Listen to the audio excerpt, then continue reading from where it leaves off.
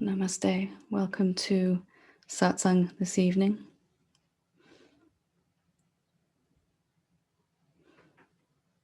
It's a horribly grey, rainy day here, and the rain is just making the most beautiful sound as it hits the window. I could just close my eyes and drift away. But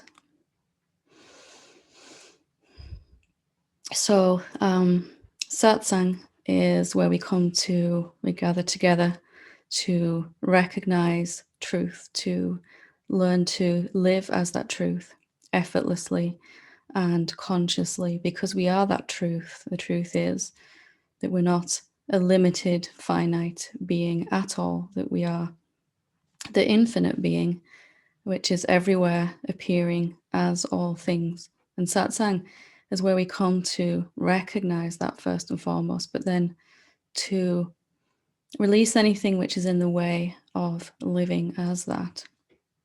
And really, what is in the way of living as that? What is the cause of our misconception? What is the cause of our suffering? And what can we do about it tonight, right now, to begin to come out of it in a permanent way? And really, all this suffering begins when the infinite formless awareness that you are begins to identify itself with the body. A human body appears, and you, the infinite formless being that can never be destroyed or hurt or suffer in any way, begins to think about itself when it appears as a human being and gets a little confused in the thought process, begins to think it is the body.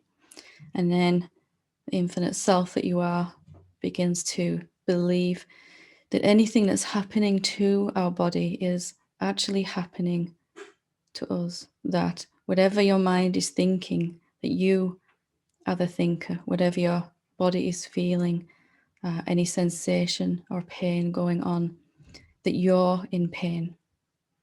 And any emotions that are coming and going, that you are feeling those emotions, that you are sad or angry or frustrated or jealous or anything that is being experienced.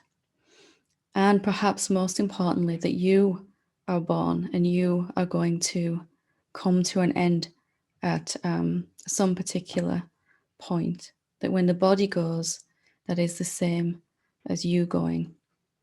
And the infinite self gets lost in this identification with the body, on one level at least, at the level of thought, for quite some time. But by the time you're ready to hear these kind of words, you're already very far out of that identification, wanting to see that that has never been true, that what's happening to the body is what's happening to the body, and that you remain unaffected and undisturbed. And it's not that we don't care about the body once we see this, it's that we can heal whatever is going on from perhaps the most effective place, where we recognize we're not the body is happening inside us, and we can use it, we can enjoy it, we can respect it, but we don't need to fear its ending. And if we don't reference for a moment our body, our thoughts, or our emotions, and we ask ourselves what we find then remaining as ourselves, if we look what we really are, when we temporarily don't reference anything temporary, such as the body, thoughts, and emotions, so that we can find what is permanent,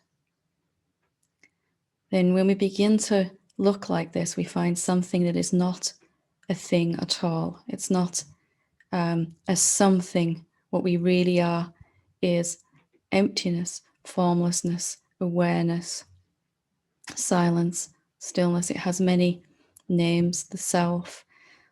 It could be called many names, but perhaps the most important thing is to recognize that it is not at all anything that we can pick up or grab or perceive with our senses. It is intangible, what we really are, like the space in this room, and it doesn't have any edges, it doesn't have any limits or boundaries. And we are so used to thinking of ourselves as a thing or an object, a someone, a definable someone, that perhaps this may be a shock at first when we first look for what is left, what remains after the body and the thoughts and the emotions have stopped. What is here before they arrive and what is here about us right now. And it is that invisible space in which the body is appearing that is our permanent, unchanging nature. And very, very occasionally, that seeing once that we are not at all what we thought we were, although shocking, can really sever all identification with the body, the belief that this is what I am. But for most of us, it's a slow process, a gradual process of coming out of identifying with the body in many areas. So I may have seen that I'm not my body, but I may still believe that thoughts are happening to me, that I'm the thinker of thoughts, or that thoughts are affecting me. So thoughts coming and going are affecting the mind, and the body lives the response, the felt response emotionally of that thought. And then we begin to experience the reflection of that thought in and as our life. But is any of that happening to us as that infinite space of awareness? So most of us need to repeatedly see this, that all of these things coming and going, whatever sensations the body is feeling, these words that you're hearing right now, any sense perception, thoughts going on, experiences, are all happening inside you, the great space of awareness, rather than if I believe I am the body or a someone living in a body, then I'll believe that these are happening to me and not inside me. And even perhaps just mentally, intellectually right now, you can probably see there's a huge difference in your experience when you come to recognize that I am that space in which everything is occurring, in which all these phenomena are appearing and disappearing, and that they're coming and going inside of me, they're not happening to me. So it just never hurts to just check again and see what we can find when we don't reference our body, our thoughts, and our emotions temporarily. We're so used to identifying with those that sometimes it takes a repetition to come to see what is left. So if my body was gone in this moment, so would be my thoughts, and so would be my emotions, and also would be my experiences. All of that would be gone. And we don't have to lose the body to recognize this. We can just temporarily put them aside in our inquiry. What remains then is the spaciousness that is that my body is appearing in, and all these phenomena in this room that I'm sitting in, the room itself, all sitting inside the space of my being. And specifically tonight, I wanted to focus on what keeps us identifying with the body. What is it specifically that makes us go back to thoughts? All of us, myself, probably several 100 million times have had that might be a slight exaggeration, experience of being very, very peaceful, relaxing into the silence, the awareness, to whatever extent I'd seen it. And then some thought comes along and pulls us back in, and we seem to lose our peace. What is it that's causing us to momentarily re-identify with the body, with the mind, that I'm the thinker, I'm the one that thoughts are talking to. This is this core thought. And what if thoughts are just talking to nobody or talking to themselves inside the great space of your being? That's going to be a very different experience, isn't it? if they're just voices talking to nobody in particular. Maybe you can get a sense of that right now. Just whispers, no different than external voices speaking to you from other beings. And really, what keeps us identifying, what I find over and over again with questions coming in, and in my own pathway as well, was this sense that when I begin to experience some peace, maybe a sense of a lack of suffering, a contentment, maybe even some love beginning to emerge, some joy.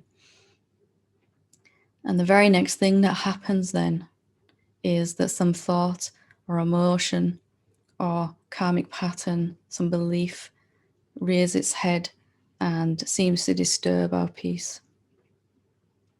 And if we are still in that moment identifying with the body, we might begin to feel that we're stuck. I was moving forward, I was experiencing this peace, and then this emotion came, or this person happened in my experience, or this thought pops up, and I feel like I'm going backwards. I hear this all the time.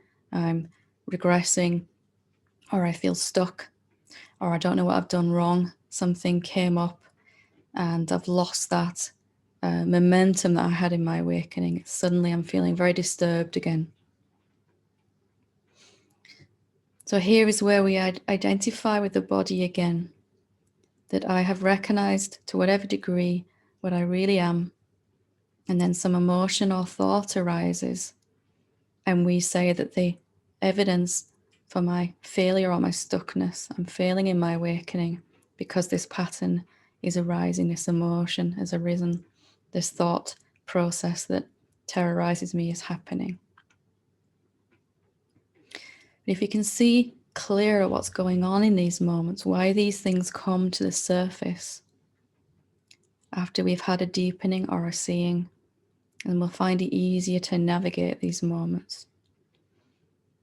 Our body and mind are arising in the space of our being, and our reflection are the first appearance in the great space of our being. The first thing to emerge is our body, and with that the capacity to think and feel.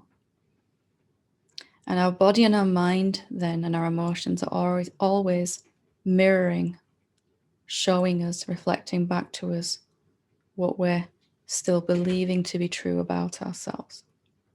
So if we're sitting, we've done some inquiry, we've done some meditation, and we've just had a seeing somehow spontaneously of that we really aren't a thing, that we really aren't a someone, or we've let something go, we might be feeling more peaceful, might be feeling, because the body is reflecting back to us our deeper seeing. Our mind may be quieter in that moment, reflecting back to us the sense that we are totally free already. Our emotions may be joyful because they're reflecting back to us our deeper seeing. And then, because our body and mind get an upgrade, they reflect this truth ever higher, ever more clearly. The body and mind, the frequency of the body and mind, the vibrational frequency goes up a little notch or a big notch every time we have a deeper seeing.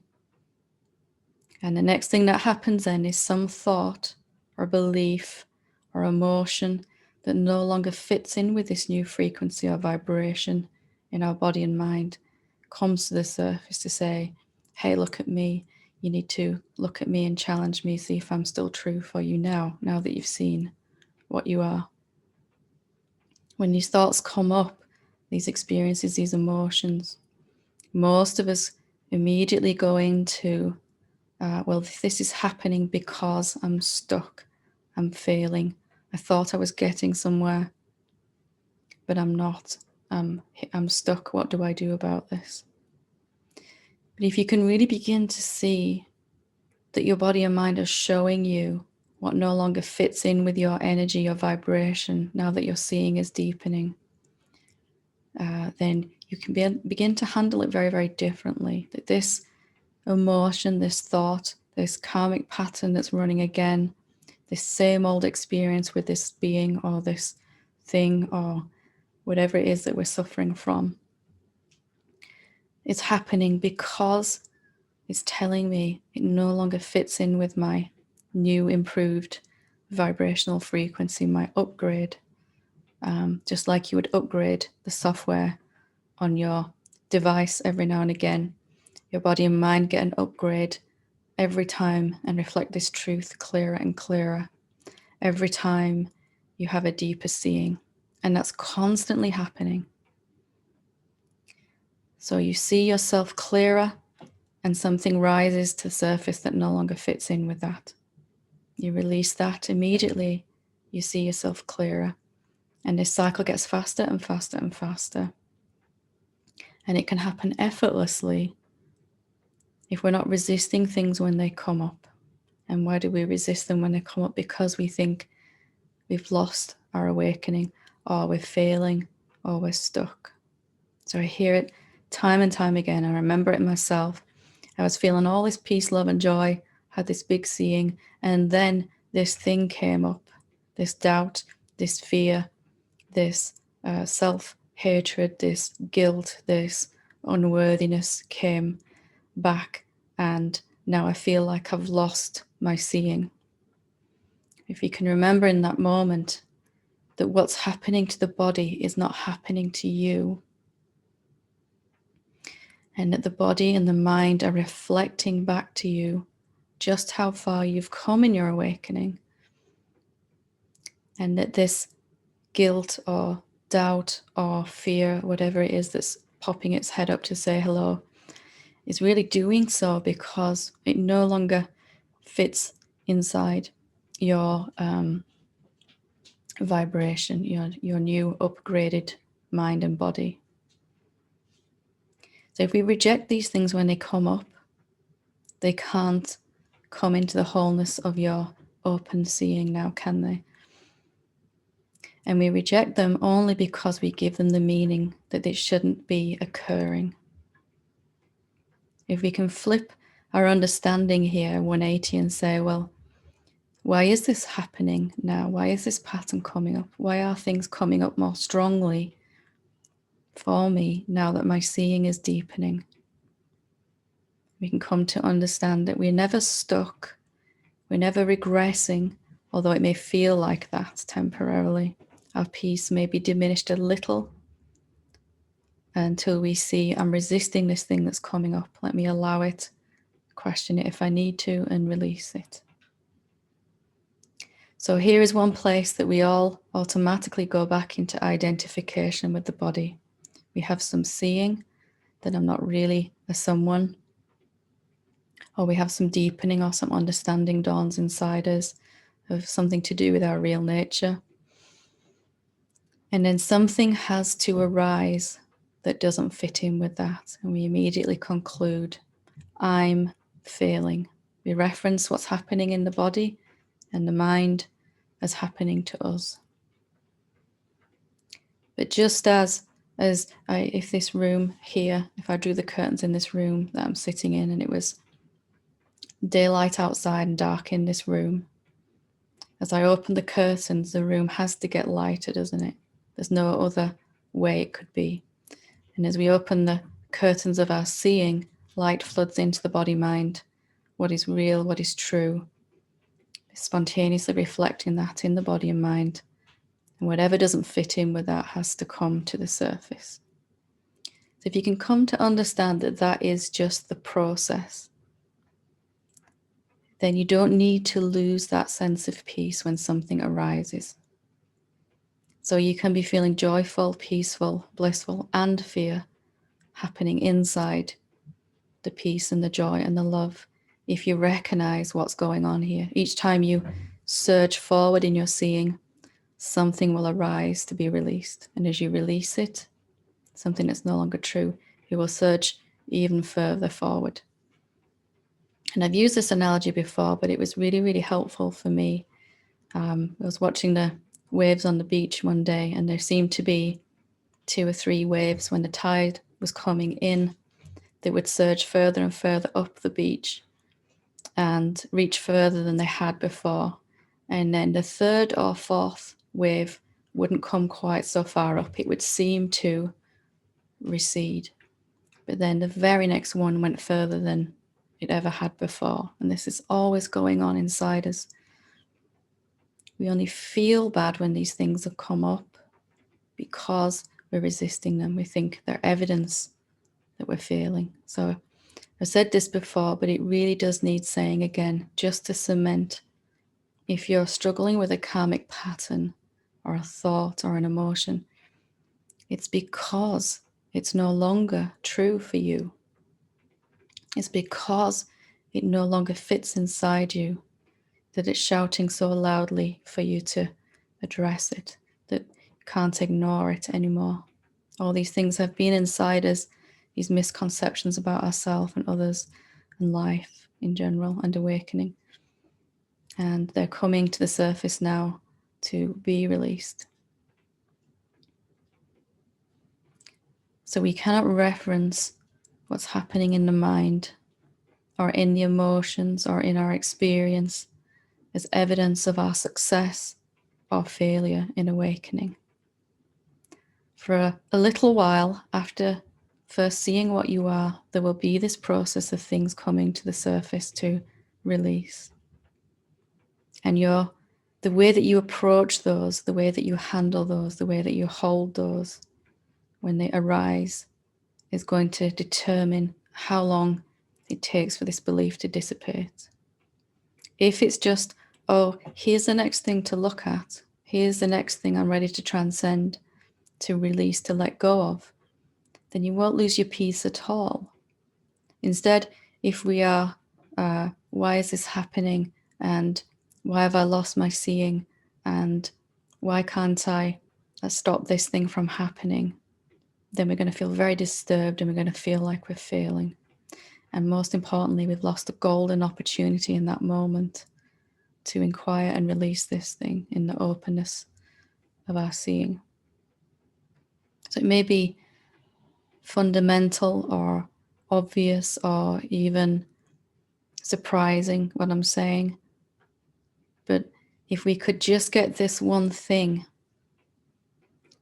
that these beliefs have been inside us all of our life, and now they're coming up louder and shouting in terms of our experience, reflecting as our experience and our emotions, because of our seeing, not in spite of it, because we're waking up and they no longer fit inside, because awakening is unfolding, and not because we're failing or we did something wrong and lost what we've seen. That seeing, that epiphany, that aha moment, that realization will temporarily seem to be obscured, gone, lost, temporarily, while this belief is asking for your help to be released, or this emotion is asking for your help to be felt and dissipated. The moment you welcome that and inquire, you'll have access again to this new level of consciousness that you have realized. So things are going to come up for a while as you keep seeing deeper. But do you have to suffer through that process? Or can that be a fun exploration of what's left inside to release, rather than evidence that you just aren't getting it or that you're not there yet? And perhaps that's the major fundamental shift really to awakening, becoming effortless, constant peace, is to kind of just recognize that stuff may come up for a while as I work through the remaining misconceptions I've had about myself.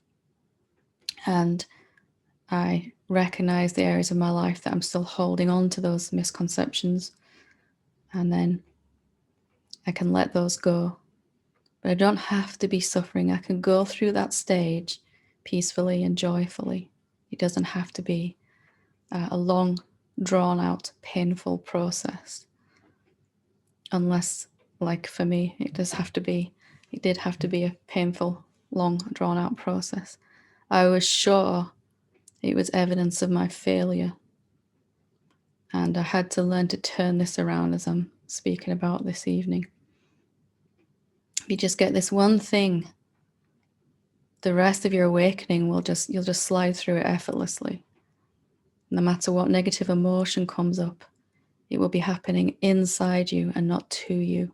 No matter what experience happens, it will be just a reflection of your old thinking that needs to be examined, and not something you're doing wrong. And there is such a huge difference in those two ways to experience releasing of karmic patterns.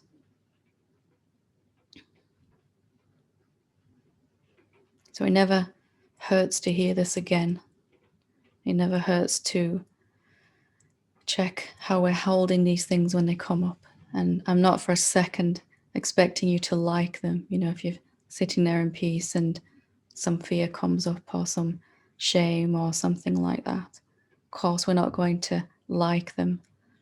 Of course we prefer they weren't there, but we can honor them and see that they're trying to show us something, and that when we look at that, it will be gone and it will never affect us the same way again.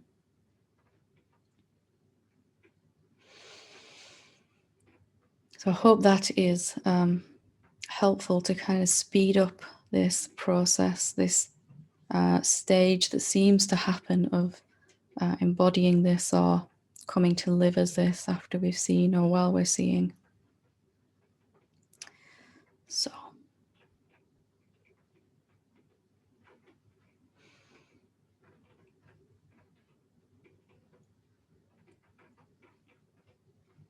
awakening should be able to be fun, and we don't have to suffer through any of it.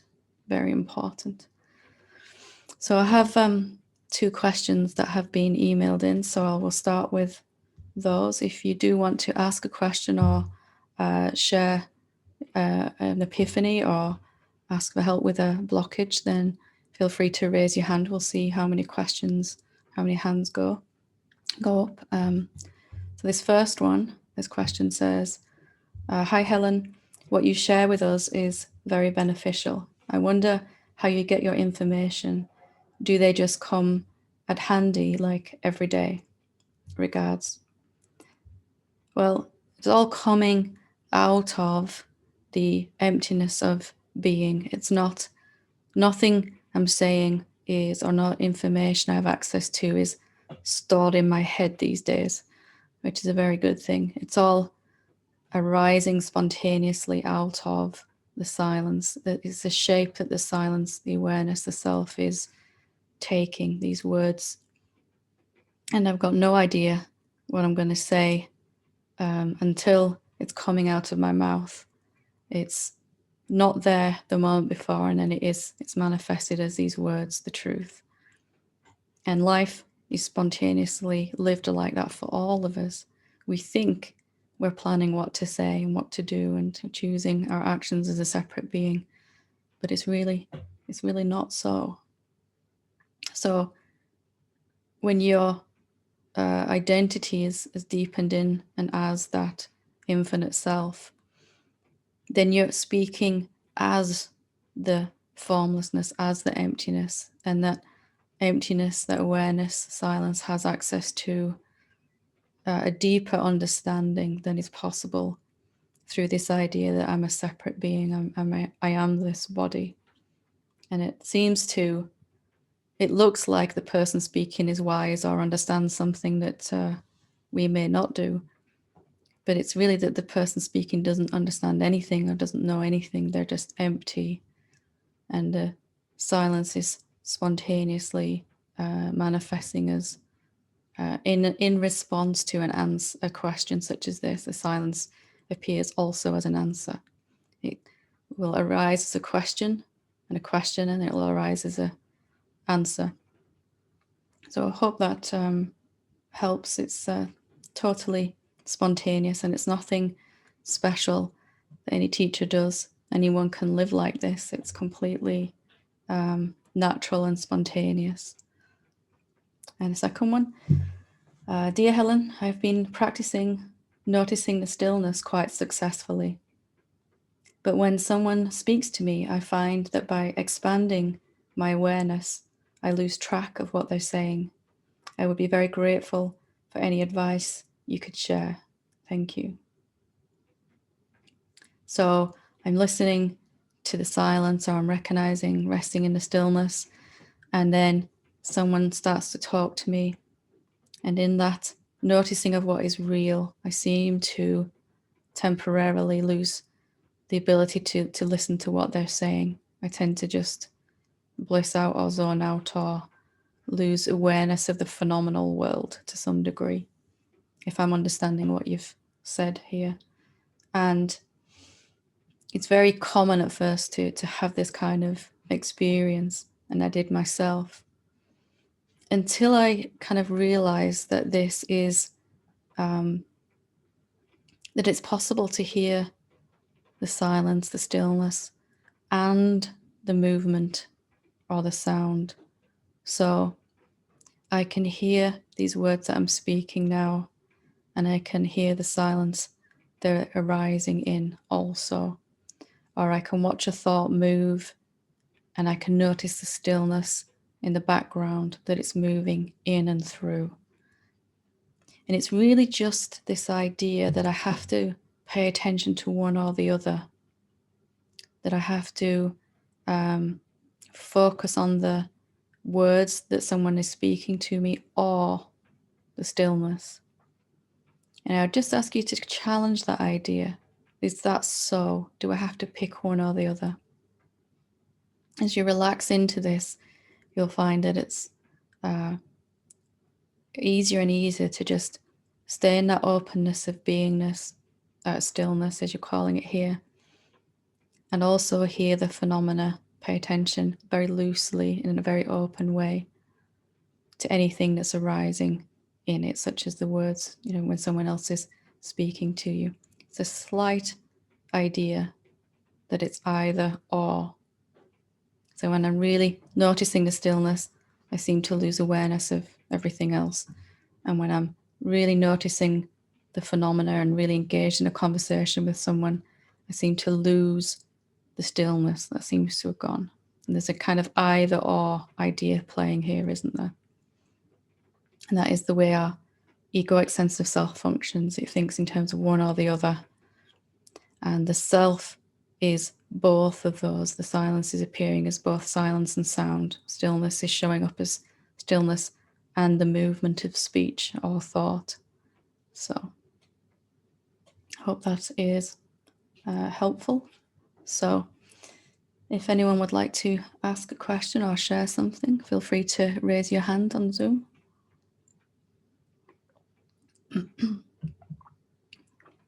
Okay, John.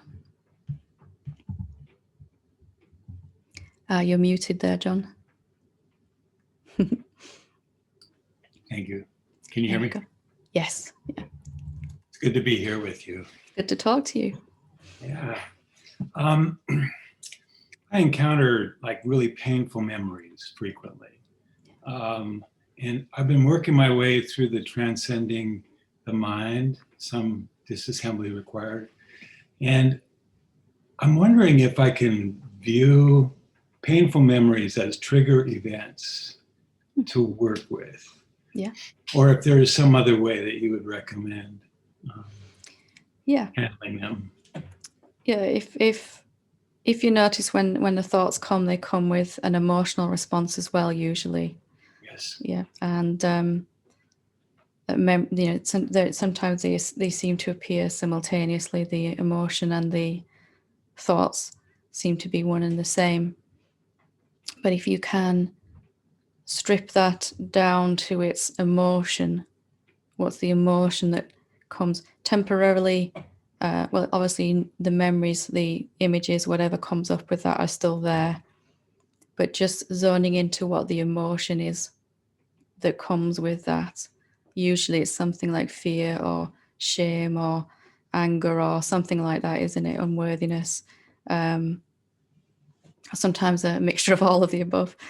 And just noticing which emotion is the strongest one at the time, and checking out the belief, the assumption that that's saying.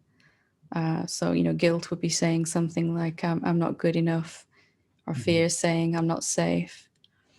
And it might be about something that happened many, many years ago, or it might even be about something that's never happened. The mind cooks up things, what ifs. But it's affecting you now. It's a reflection of the story now, the belief that's playing. Right. You get a sense of the stories. You don't need to tell us what they are, but can you trace the emotion, find the emotion? And then that is showing you the root of it, which is the story that is generating the emotion. And then from there, take it to contemplation. Yeah, because the whole feeling of the emotion and the memories coming back is based on the idea that the story is true. Well, I really am not good enough.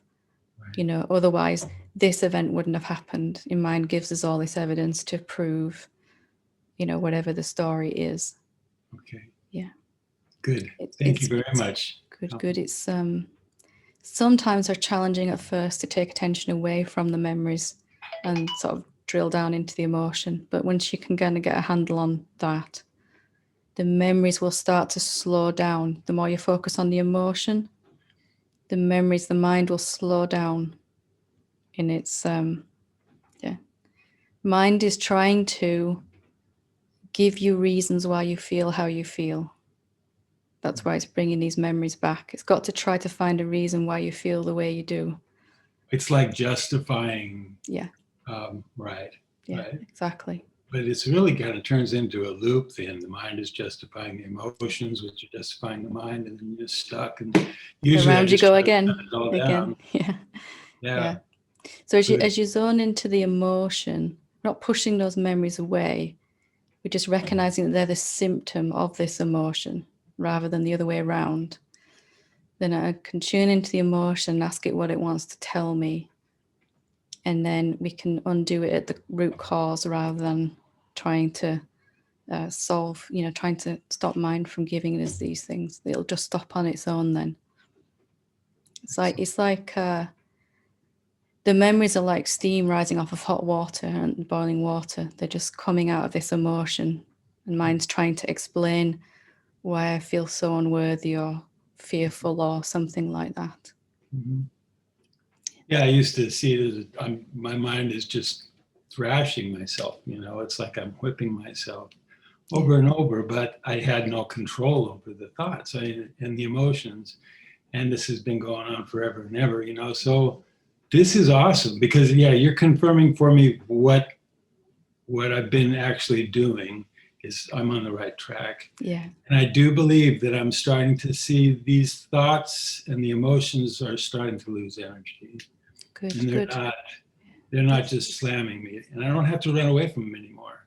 I face them straight on. I think it helps to know what to do with them. When you're just kind of stuck in that loop, then we tend to resist the thoughts and the emotion anyway because we don't know what to do about it. Right. But the more we focus on the emotion, then the thoughts are going to subside around it, because thinking about something is a way that we're subtly resisting feeling the emotion because we don't want to feel it. And we don't want to feel it because we don't know what it's trying to tell us. So as soon as you get to the bottom of the story underneath the emotion, we won't be scared by the emotion anymore. We won't be resisting it, So it's and mind it's very clever, but it can't do that contemplative process, can it? So it needs you to kind of temporarily ignore the memories and seek the emotion. And there might be 2 or 3 in there if it's a pattern that's been going on for a while. Right. Sometimes fear and unworthiness are there together. Yeah. They were for me, certainly. Yeah. Excellent. Thank you very much. Very good. Good to talk to you. Yeah. Lovely. Would anyone else like to ask a question or to share anything?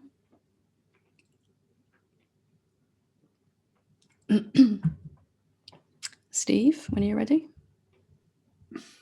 Yeah, I won't let you go that quick. Say again. I'm going to let you go so quick. Ah, there goes my early evening in my pajamas. Yeah. about 10 years, maybe more, I got diagnosed with chronic fatigue. And it's it got a lot better. It flared up every couple, 2 or 3 months, and it might take about 7 days, then it goes. So I was sort of used to it. Mm-hmm. Although pretty rubbish when I was going through it. But this last couple of times it's flared up, there's been a lot of pain with it. You know, they call it fibromyalgia, I suppose. That's what Mm-hmm. that's what it usually goes along with it. But it's so. It's a lot, you know, neck, I have arthritis, so I thought, oh, it's only that, it's this, it's that. But this is, I've noticed the last couple of times it's been pretty heavy. And I can't get comfortable, I can't sleep right, blah, blah, blah, you know. So, what you said tonight a little bit is, because I was going into the negative side of it.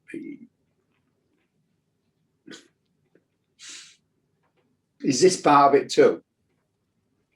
The working process. Can you just explain a little bit I'm more not what sure. you mean? Not quite sure what I mean. Can you see that this is an area where we might still be identifying with the body? What's happening to the body, the way the body feels, is the way I feel. Yeah, I've been trying to do that. Yeah. I've been trying to. It's a bit difficult when your head's foggy and.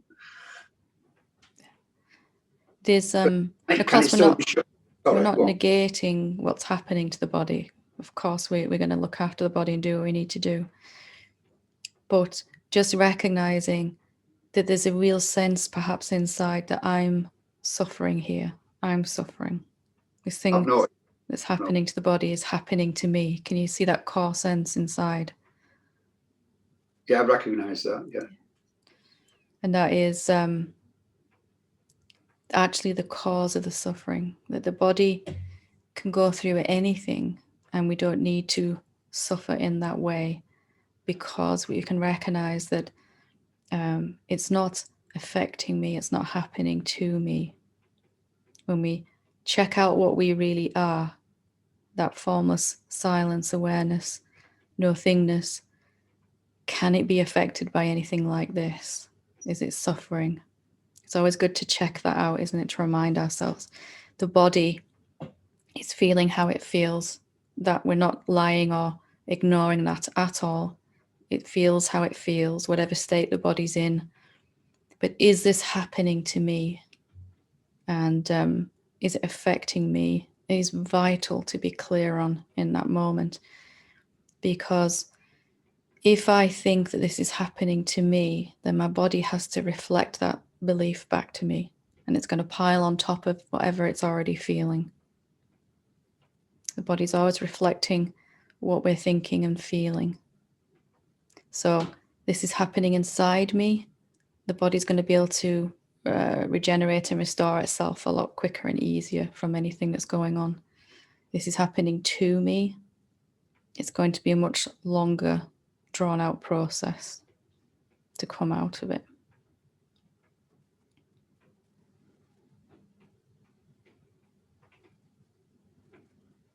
If we can see that I automatically go back into identifying with the body in this area, when this thing happens, this emotion, this physical condition, this set of thoughts, this experience, whatever it is for each one of us is different, isn't it? But when this thing happens, I go back into that small constricted feeling that this is happening to me. Then we're starting to come out of it in a very powerful way.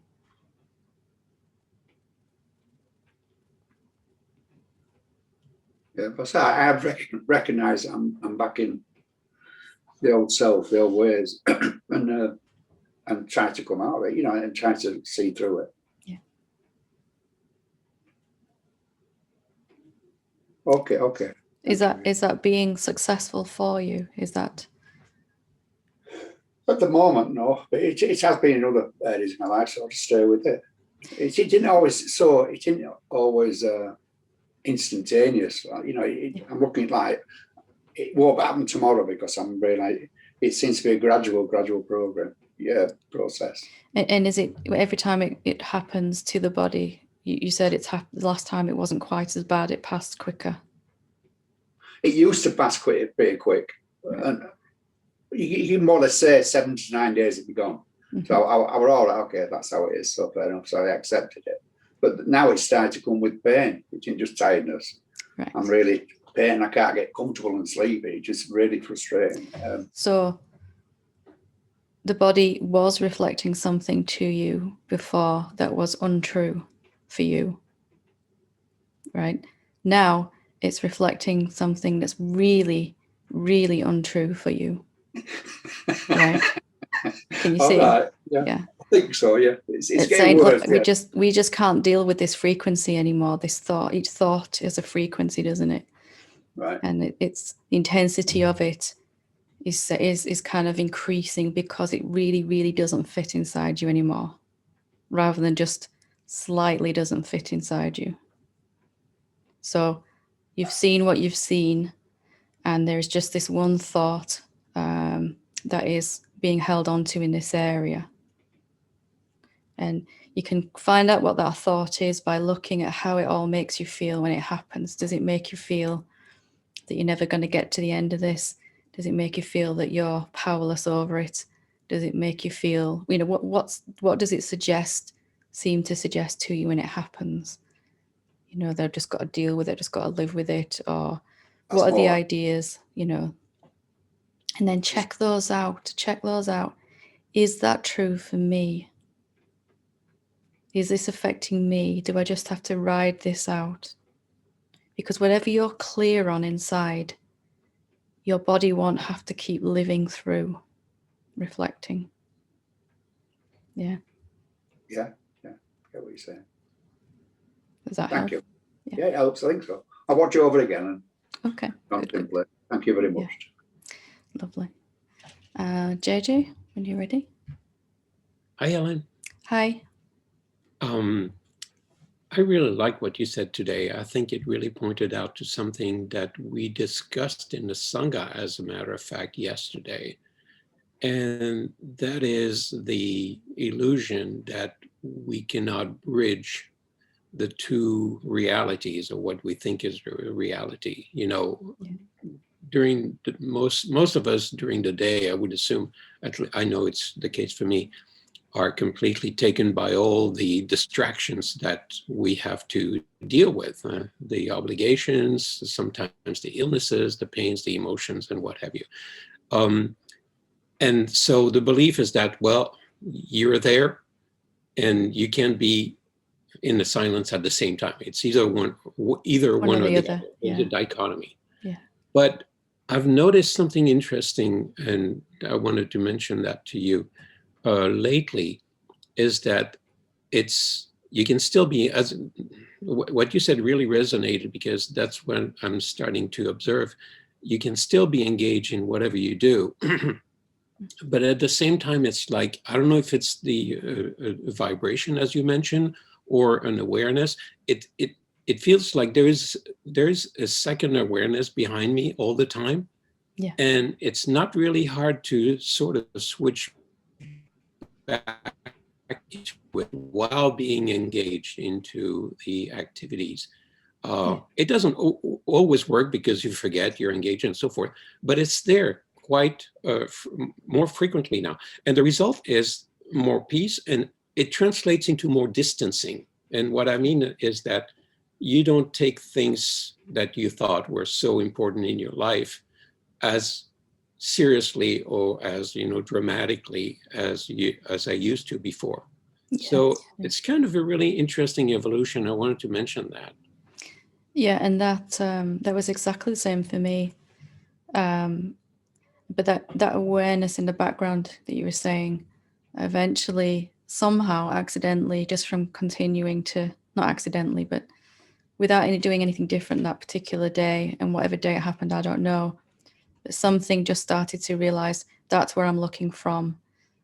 And the sense of me doing something, moving around, planning my life, and all of that is happening in front of me, so that it will just gradually switch where you recognize that that greater awareness behind you is you, and that we've been thinking we're looking from ego, which does do this either or. It thinks in terms of two-ness, doesn't it? And it seems to flick back and forth for a while. You can just step out of those thoughts easier and easier and just not pick those things up. And that gets easier and easier. And then all of a sudden you realize, hang on a minute, that's not even me. I'm just here watching. That just comes as a knowingness at some point. And one aspect I might add is that it's not a struggle.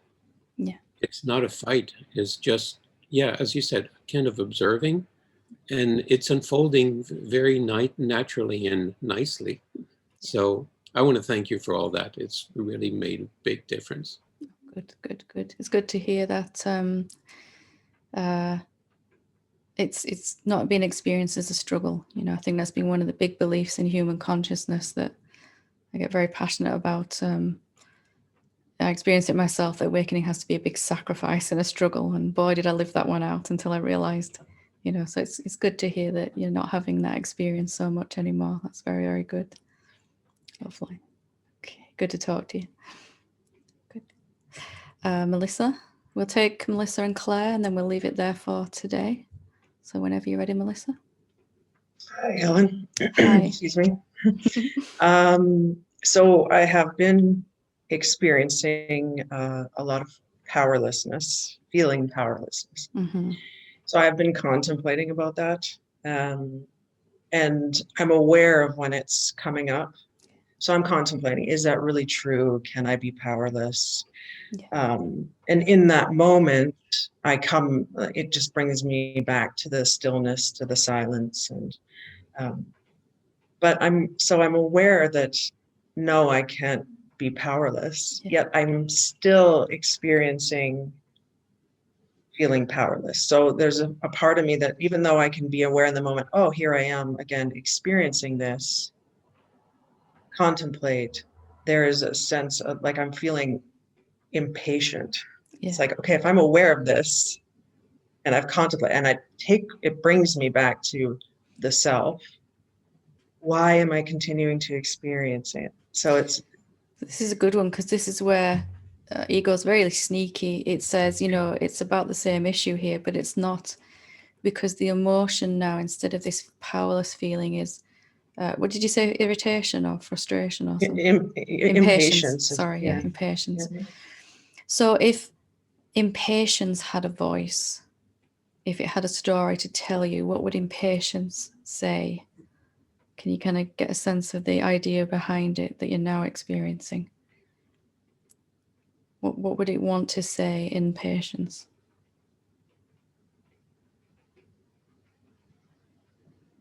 It goes between not being able to get what I want, I guess, in a way, but also there's a sense of not being good enough too. I don't know. Yep, and when I looked at this myself, there was a sense that it's not coming fast enough. It's not coming quick enough, what I want, as well as this kind of sense of limitation as well.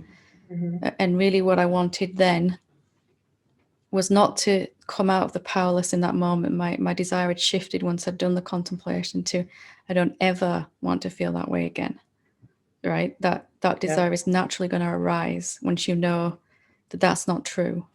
Mm-hmm. And then very quickly that desire will build into, I don't want to ever feel bad again, actually. I don't want to get sucked back into that place, mind. So if you sort of examine the mechanics of the situation, you might find it's about something different now. It's kind of morphed into, okay, well, if I can come out of suffering by asking a question, why can't I stay out of it? Why can't I?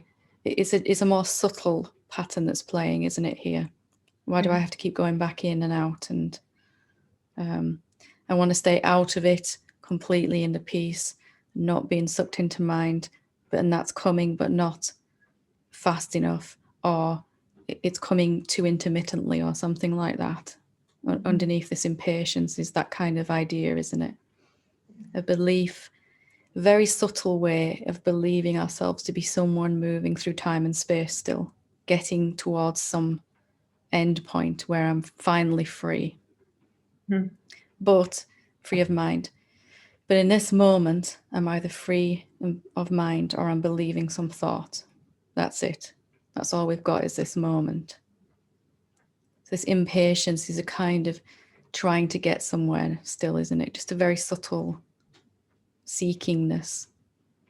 It's morphed into something that's kind of hiding behind this thing. Yeah. Yeah, absolutely. So where do you need to get to? Are you a being coming out of identification with the mind? Or if we check in right now with what we really are, have you ever been affected by thoughts, by time, by progress? You know, just kind of checking that out. What is it that I think I need to get to? It's just where we've gone back into very subtly, sneaky little ways now, where we're identifying with a being, as a being moving through time and space towards some goal. But in reality, we're either living free in this moment or we're caught up in a thought. That's all we can ever control, isn't it, right now? And that gives us a sense of freedom in that as long as I'm believing very, very subtly, of course. You might not feel that you are trying to get towards awakening anymore or desperately seeking peace anymore. We might be very subtly believing that it's going to take a little while longer to finally come out of all these patterns. It's going to take me some time and I'll get better at doing it as I go along. You know, I got stuck in this one for a good year or so, you know, and it drove me nuts until I realized what was going on. Very sneaky, but Yes, absolutely. But you are always free, have always been free, have never been caught. You know, that's the silence isn't, the awareness isn't coming out of identification with the body. It's really attention that's doing that, isn't it? Not you. So the next thought I have then is, okay, so I might have this experience again, but I can see it as, maybe I can see it in a different way. Is that still being caught in Nope, ego? because let's say the feeling of powerlessness comes back again next time. And then the frustration or the impatience comes up. Oh, not this again. When am I going to be free of this?